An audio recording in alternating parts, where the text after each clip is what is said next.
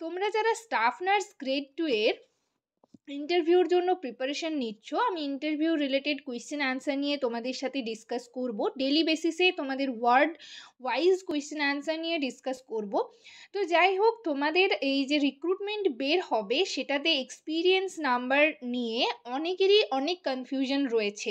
অনেকে আমাকে আবারও কমেন্ট সেকশনে দেখলাম অনেকগুলো কমেন্ট রয়েছে, এবং তোমরা আমাকে ফেসবুক পেজ যেটা রয়েছে সেখানেও অনেকে পার্সোনালি মেসেজ করেছো। তো যা যা তোমাদের কোয়ারিজ আছে আজকের ভিডিওতে প্রত্যেকটা তোমাদের কোয়েশ্চেন সলভ করার চেষ্টা করব। তো সকলেই ভিডিওটা দেখতে থাকো। এছাড়াও যদি তোমাদের কোনো কনফিউশন থাকে অবশ্যই আমাকে কমেন্ট সেকশনে কমেন্ট করে জানাবে।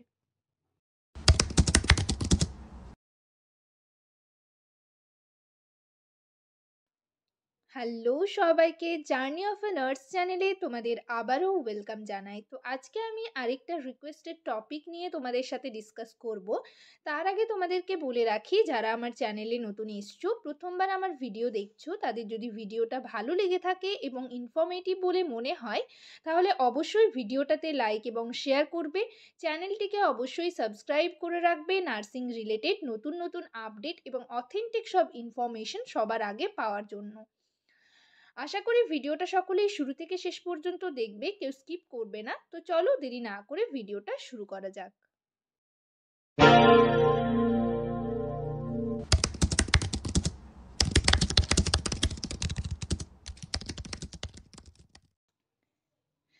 তো তোমরা বুঝতেই পারছো যে এতদিন যেহেতু কোনো রিক্রুটমেন্ট বের হয়নি এবং সামনে ইলেকশন 2026-এ মার্চ এপ্রিলের দিকে ইলেকশন হবে।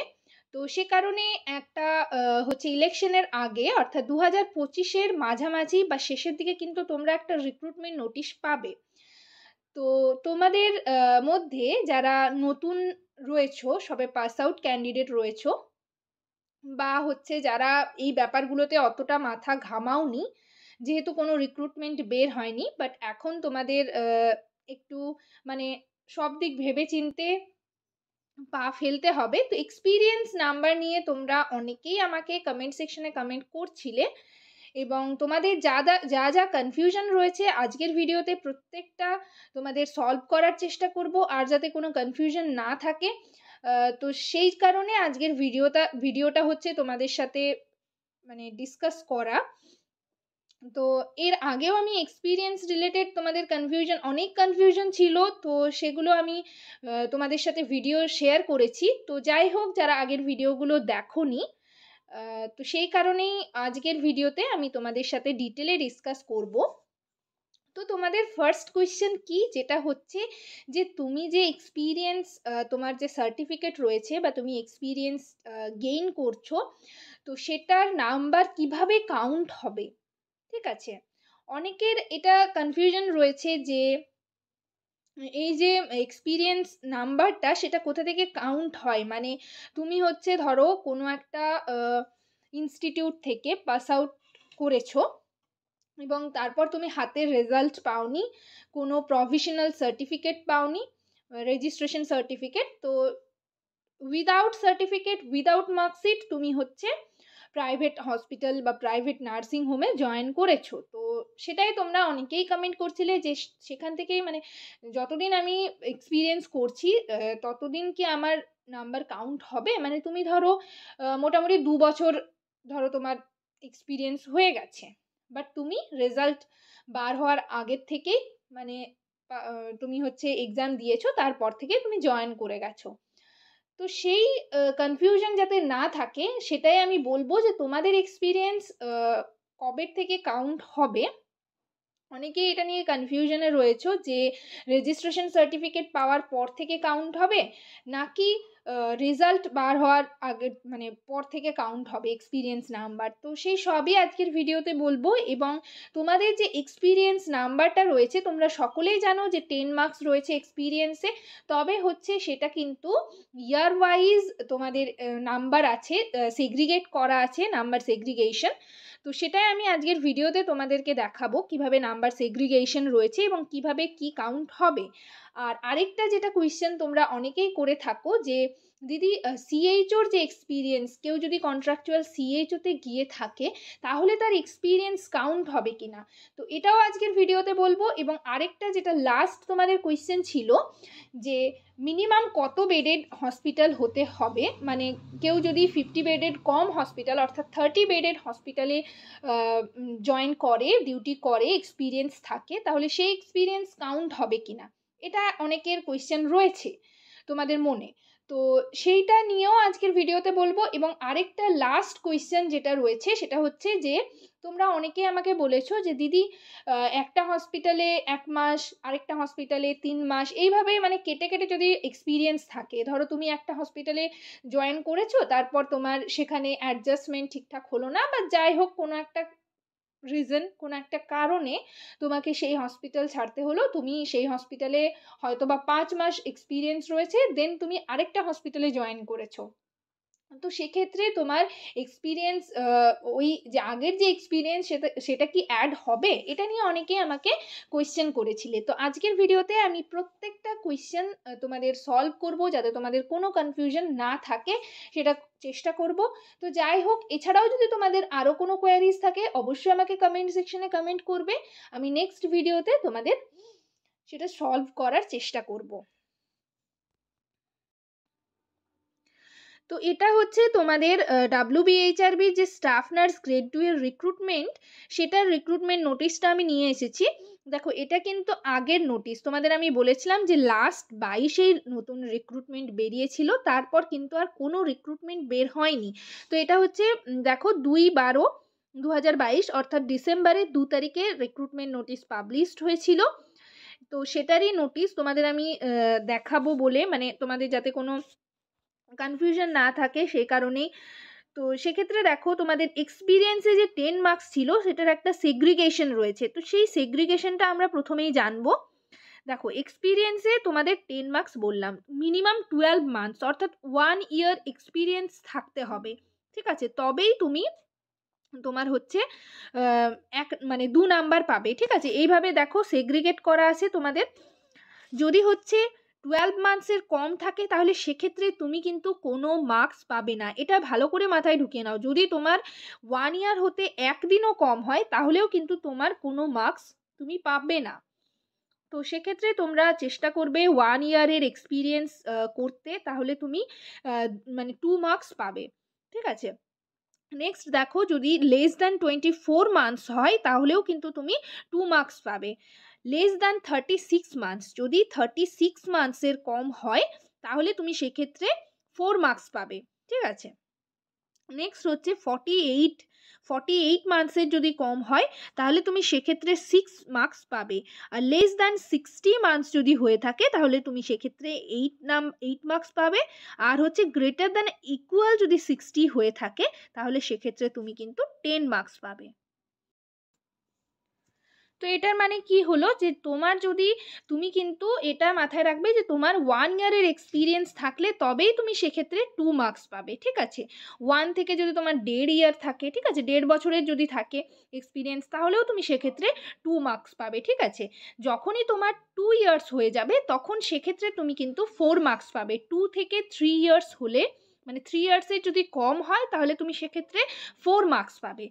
আর 3 ইয়ার্স থেকে যদি 4 ইয়ার্সের কম হয়, মানে ধরো 3 ইয়ার্স যদি তোমার হয় তাহলে সেক্ষেত্রে তুমি 6 পাবে। বাট যদি তোমার 3.5 বছর হয় সেক্ষেত্রেও তুমি 6 পাবে। মানে 4-এর কম হলে, 4 বছরের যদি কম এক্সপিরিয়েন্স থাকে তাহলে তুমি 6 মার্কস পাবে। আর যদি তোমার 4 বছর হয়ে যায় তাহলে তুমি সেক্ষেত্রে 8 মার্কস পাবে। 4 থেকে 5-এর কম, ঠিক আছে, 4.5 বছরে যদি তোমার এক্সপিরিয়েন্স থাকে তাহলে সেক্ষেত্রে তুমি 8 মার্কস পাবে। আর যদি তোমার 5 বছর, ঠিক আছে, 5 বছরের যদি এক্সপিরিয়েন্স থাকে বা তার বেশিও থাকে তাহলে সেক্ষেত্রে তুমি 10 মার্কস পাবে, ঠিক আছে। মিনিমাম তোমাকে 5 ইয়ার্স যদি হয় তাহলেই তুমি ফুল মার্কস পাবে, যেটা হচ্ছে 10। আর আর তোমার হচ্ছে মানে 1 ইয়ার এক্সপিরিয়েন্স তোমাকে থাকতেই হবে। যদি তোমার 9 মান্থস, 10 মান্থস, 11 মান্থস হয়ে থাকে তাহলে তুমি সেক্ষেত্রে কিন্তু কোনো মার্কস পাবে না। আর তোমাদের একটা কথা বলে রাখি, তোমরা যারা যেখানে ডিউটি করছো তোমরা আগের থেকেই কিন্তু বলে রাখবে যে তোমাদের এক্সপিরিয়েন্স সার্টিফিকেট লাগবে, ঠিক আছে। তো মানে যেদিন তোমাদের রিক্রুটমেন্ট নোটিশ তোমরা পাবে ঠিক আছে? সেদিনই তোমরা হায়ার অথরিটি যিনি থাকবেন তাকে কিন্তু জানিয়ে দেবেন এবং জানাবার পর হচ্ছে তোমরা এক্সপিরিয়েন্স সার্টিফিকেটটা নিয়ে নেবে। তবে এক্সপিরিয়েন্স সার্টিফিকেটে তোমাদের আরেকটা এটাতে প্রশ্ন ছিল যে এই যে রিক্রুটমেন্ট বের হবে সেটার নাম্বার মানে এক্সপিরিয়েন্সটা হচ্ছে কোন ডেটে নিতে হবে। তো সেটা দেখো তোমাদের যে এক্সপিরিয়েন্স তোমাদের রয়েছে সেই সার্টিফিকেটটা তোমরা হায়ার অথরিটির কাছ থেকে নেবে, মানে হচ্ছে এইচআর বা যিনি থাকবেন এনএস যিনি হচ্ছে থাকবেন যার কাছেই তোমরা নেবে। তো সেটা কিন্তু তোমরা মেনশন করে দেবে যে ডেটটা এইভাবে দিতে, মানে যেদিন রিক্রুটমেন্ট বের হবে তার আগের ডেট দিতে। ঠিক আছে? সেই আগের ডেটে তোমাকে হচ্ছে 1 বছর হতে হবে, তবেই তুমি কিন্তু মানে এক্সপিরিয়েন্স নাম্বারটা তোমার, মানে যদি 1 ইয়ার হয়ে থাকে তাহলে 2 মার্কস পাবে। ঠিক আছে? তো সেই হিসাবে তোমরা কিন্তু এক্সপিরিয়েন্স সার্টিফিকেটটা নেওয়ার চেষ্টা করবে। তো এই গেল তোমাদের এক্সপিরিয়েন্সের নাম্বার সেগ্রিগেশন। এরপর নেক্সট তোমাদের যে প্রশ্ন ছিল সেটা হচ্ছে যে তোমার মানে এক্সপিরিয়েন্স নাম্বারটা কবে থেকে কাউন্ট হবে। দেখো এখানে তোমরা অনেকেই মনে করছো যে তোমরা রেজিস্ট্রেশন সার্টিফিকেট না পেলে তোমাদের এক্সপিরিয়েন্স নাম্বার কাউন্ট হবে না, বাট এরকমটা কিন্তু নয়। তুমি যেদিন পাস আউট হলে, মানে পুরো তোমার জিএনএম কমপ্লিট হলো বা যারা বিএসসি ক্যান্ডিডেট রয়েছে বিএসসি কমপ্লিট হলো, সেদিন থেকে তোমার এক্সপিরিয়েন্স নাম্বার কাউন্ট হবে যদি তুমি কোনো হসপিটালে সেদিন জয়েন করো। বাট এই যে পাস আউট সেটা তুমি কিভাবে বুঝবে? তুমি হচ্ছে যদি কেউ এক্সাম দেওয়ার পরই জয়েন করে সেটা কিন্তু তুমি পাস আউট ক্যান্ডিডেট নও, কেননা তোমার হচ্ছে এক্সাম দেওয়ার পর তোমার পাস হবে না ফেল হবে সেটা তুমি ধরো জানো না বা সেটা কেউই জানে না। ঠিক আছে? তো সেক্ষেত্রে তুমি কিন্তু পাস আউট নও। যেদিন তোমার থার্ড ইয়ারের রেজাল্ট পাবলিশড হবে, থার্ড ইয়ারের রেজাল্টের নিচে দেখবে বাঁদিকে একটা ডেট থাকে, সেই ডেট থেকে তোমার কিন্তু এক্সপিরিয়েন্স নাম্বার কাউন্ট হবে। তো তোমরা সেক্ষেত্রে বুঝে গেলে যে তোমাদের যদি রেজিস্ট্রেশন সার্টিফিকেট তোমরা নাও পাও তাও কোনো ব্যাপার নয়, তবে তোমাদের মানে পুরো যে কোর্সটা রয়েছে সেটা কমপ্লিট হতে হবে। সেটা কিভাবে কমপ্লিট হবে? যেদিন তোমার রেজাল্ট পাবলিশড হবে, রেজাল্ট পাবলিশিংয়ের একটা ডেট থাকবে, সেই ডেট থেকে কিন্তু তোমার এক্সপিরিয়েন্স নাম্বার কাউন্ট হবে। যদি কেউ হচ্ছে এক্সামের পর জয়েন করেছো তাহলে কিন্তু সেই মাসটা বা সেই দিনগুলো কিন্তু তোমরা ধরবে না। ঠিক আছে? তোমাদের যেটা আমি বললাম যে তোমরা যেদিন রেজাল্ট হাতে পাবে সেই দিন থেকে কিন্তু তোমরা এক্সপিরিয়েন্স কাউন্ট করা স্টার্ট করো। কতদিন অবধি তোমরা কাউন্ট করবে? যতদিন না তোমাদের রিক্রুটমেন্ট নোটিশ পাবলিশড হচ্ছে অফিসিয়াল ওয়েবসাইটে, যেদিনই তোমাদের নোটিশ পাবলিশড হবে তার আগের ডেট পর্যন্ত তোমার কিন্তু এক্সপিরিয়েন্স ইয়ারটা কাউন্ট হবে। সেটা যদি তোমার 1 বছর হয়ে থাকে তাহলেই তুমি 2 মার্কস পাবে। 1 বছরের একদিন যদি কম হয় তাহলে সেক্ষেত্রে তুমি কোনো মার্কস পাবে না। আশা করি তোমাদের বোঝাতে পেরেছি, তোমরা ক্লিয়ার হতে পেরেছো। নেক্সট তোমাদের যে কোয়ারিজ ছিল যে তোমরা যদি সিএইচওতে তোমরা যদি এক্সপিরিয়েন্স তোমাদের সিএইচওতে থাকে তাহলে সেক্ষেত্রে কোনো নাম্বার তোমরা পাবে কি না। হ্যাঁ, সিএইচও যাদের এক্সপিরিয়েন্স রয়েছে তোমরা অবশ্যই সার্টিফিকেট দেখাবে, এক্সপিরিয়েন্স সার্টিফিকেট তোমরা পাবে। এবং সেটা হচ্ছে তোমাদের এই যে যে এক্সপিরিয়েন্সটা আমি বলছি এই সার্টিফিকেটগুলো কিন্তু তোমাদের কিন্তু যখন রিক্রুটমেন্ট নোটিশ পাবলিশড হবে তোমরা যখন অ্যাপ্লাই করবে তখন এগুলো শো করাতে হবে। তো সেক্ষেত্রে তোমাদের এক্সপিরিয়েন্স সার্টিফিকেট হাতে রাখবে এবং এগুলো স্ক্যান করে তোমাদের দিতে হয়। তো যাই হোক, তোমরা যারা সিএইচও এক্সপিরিয়েন্সড ক্যান্ডিডেট রয়েছে তারাও কিন্তু মার্কস পাবে এবং এইভাবেই নাম্বার সেগ্রিগেশন হিসেবে তোমরা মার্কস পাবে। নেক্সট তোমাদের আরেকটা কোয়ারিজ কি ছিল যে তোমাদের মিনিমাম কত বেডের হসপিটাল হতে হবে তবেই তুমি সেই হসপিটালের হচ্ছে এক্সপিরিয়েন্স হাতে পাবে এবং এক্সপিরিয়েন্স নাম্বার তোমার কাউন্ট হবে। দেখো এক্ষেত্রে কিন্তু কোনো কিছু বলা নেই, অনেকেই তোমরা বলছো যে যেটা হচ্ছে যে 50 বেড মিনিমাম 50 বেডের হসপিটাল হতে হবে, বাট সেরকমটা কিন্তু কোনো কথা নেই, কোনো কোথাও কিছু মেনশন নেই। তাই তোমাদের 30 বেডের হসপিটাল হলেও চলবে, বাট সেটা কিন্তু তোমাদের হসপিটাল হতে হবে। ঠিক আছে? বেড থাকতে হবে। অনেকেই তোমরা রয়েছো যারা হচ্ছে ডায়াগনস্টিক সেন্টারগুলোতে মানে এক্সপিরিয়েন্স গেইন করছো, অনেকেই রয়েছো, তো সেইগুলো কিন্তু হবে না, হসপিটাল হতে হবে এবং সেটা 30 বেডেড হসপিটাল হলেও কিন্তু তোমার এক্সপিরিয়েন্স কাউন্ট হবে এবং এক্সপিরিয়েন্স সার্টিফিকেট তোমার নিতে হবে সেই হসপিটাল থেকে। এবং সেই যে এক্সপিরিয়েন্স সার্টিফিকেট কোথা থেকে কতদিন পর্যন্ত তোমাদের ডেট দিতে হবে সেটা আমি তোমাদের বললাম। তো সেই হিসাবে তোমরা এক্সপিরিয়েন্স সার্টিফিকেট নেবে এবং সেটা কিন্তু তোমাদের স্ক্যান করে সেই হচ্ছে এক্সপিরিয়েন্স সার্টিফিকেটটা পুট করতে হবে যেদিন হচ্ছে তোমরা অ্যাপ্লাই করবে। এই গেল তোমাদের নেক্সট কোয়েশ্চেনের আনসার। এরপর হচ্ছে তোমাদের আরেকটা কি কোয়েশ্চেন ছিল সেটা আমি তোমাদের বলছি, যেটা হচ্ছে যে তোমরা অনেকেই আমাকে বলছো যে দিদি আমি যদি দুটো হসপিটালে এক্সপিরিয়েন্স আমার থাকে তাহলে সেই নাম্বার কাউন্ট হবে কিনা। দেখো এটা আমি তোমাদের বলে রাখি, দুটো বা তার বেশি, তোমরা যদি 3টে হসপিটালের এক্সপিরিয়েন্স থাকে, 4টে হসপিটালের এক্সপিরিয়েন্স থাকে, সব এক্সপিরিয়েন্স কাউন্ট হবে। কিন্তু কিভাবে কাউন্ট হবে সেটা তোমাদের আমি বললাম। এবং প্রত্যেকটা হসপিটালে তোমাদের এক্সপিরিয়েন্স সার্টিফিকেট নিতে হবে এবং প্রত্যেকটা সার্টিফিকেট তোমাদের পুট করতে হবে যখন তোমাদের রিক্রুটমেন্ট নোটিশ পাবলিশড হবে এবং তোমরা হচ্ছে অনলাইন অ্যাপ্লিকেশন করবে তখন, ঠিক আছে। তবে সেটা কিন্তু বারবার বলছি যে তোমার যদি কোনো হসপিটালেরও 6 মান্থস থাকে এবং নেক্সট আরেকটা হসপিটালেও তোমাকে 6 মান্থস থাকতে হবে, তবেই কিন্তু তোমার 12 মান্থস হবে, মানে 1 ইয়ার হবে। 1 ইয়ার হলে তবেই তুমি সেই এক্সপিরিয়েন্সের নাম্বার পাবে। তো সেক্ষেত্রে তোমাদের এক বা একের বেশি যদি হসপিটালে এক্সপিরিয়েন্স থাকে সেগুলো সব কাউন্ট হবে, এতে তোমাদের কোনো টেনশন করার কিছু নেই, ঠিক আছে। যে যা বলছে বলুক, বাট তোমরা এই কথাটা মাথায় রাখবে, তোমরা যতগুলোই হসপিটাল হোক তোমাদের সবগুলোতেই তোমাদের মানে সবগুলোই তোমরা পুট করতে পারবে, বাট তোমাদের কিন্তু সেখানকার সার্টিফিকেটটা অবশ্যই লাগবে। সার্টিফিকেট কিন্তু তোমাদের অ্যাপ্লিকেশনের টাইমে হচ্ছে পুট করতে হয়। তো তোমরা যে হসপিটালে ডিউটি করছো কেন, মানে করো না কেন, তোমরা অবশ্যই সার্টিফিকেটটা হাতে নেবে, ঠিক আছে। তো আশা করি এই যে তোমাদের experience number, experience marks count, এই ব্যাপারে আর কোনো কনফিউশন নেই। তবে যা যা তোমাদের কোয়ারিজ ছিল প্রত্যেকটা নিয়ে আমি তোমাদের সাথে ডিসকাস করলাম। এছাড়াও যদি তোমাদের কোনো কোয়ারিজ থাকে অবশ্যই আমাকে কমেন্ট সেকশনে কমেন্ট করে জানাবে, আমি হচ্ছে নেক্সট ভিডিওতে আবারও তোমাদের সাথে ডিসকাস করে দেব। মোটামুটি তোমরা যতগুলো কোয়েশ্চেন করেছিলে, যতগুলো টপিক নিয়ে আমাকে ডিসকাস করতে বলেছিলে, রিকোয়েস্ট করেছিলে, প্রত্যেকটাই তোমাদের সাথে ডিসকাস করলাম। তো যাই হোক, ভিডিওটা এখানেই শেষ করলাম। যদি তোমাদের ভিডিওটা ইনফর্মেটিভ বলে মনে হয় তাহলে অবশ্যই লাইক এবং শেয়ার করবে, চ্যানেলটিকে অবশ্যই সাবস্ক্রাইব করে রাখবে নার্সিং রিলেটেড নতুন নতুন আপডেট এবং অথেন্টিক সব ইনফরমেশন সবার আগে পাওয়ার জন্য। সবাই ভালো থেকো, সুস্থ থেকো। নেক্সট ভিডিওতে আবার তোমাদের সাথে দেখা হচ্ছে।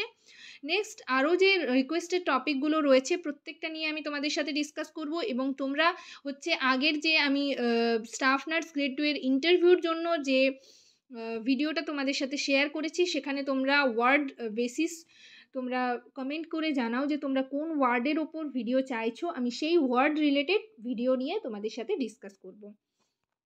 Thank you.